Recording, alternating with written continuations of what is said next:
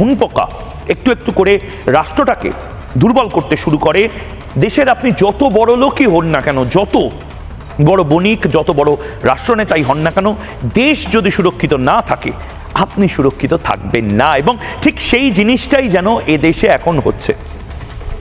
জমি জিহাদ, পপুলেশন জিহাদ, এমনকি ভোট জিহাদের নামে ভারতবর্ষের বিভিন্ন জায়গাতে ডেমোগ্রাফি অর্থাৎ জনবিন্যাস বদলে দেওয়া হচ্ছে।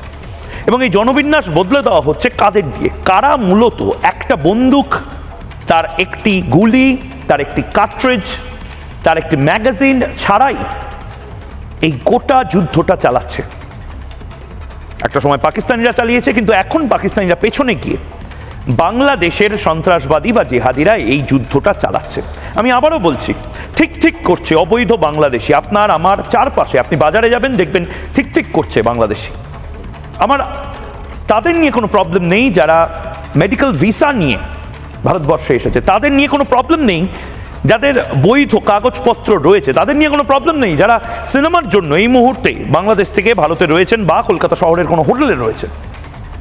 আমার প্রবলেম অবৈধ বাংলাদেশিদেরকে নিয়ে, যারা কাঁটা তার পেরিয়ে, রোহিঙ্গারা যারা কাঁটা তার পেরিয়ে এখানে চলে এসেছে,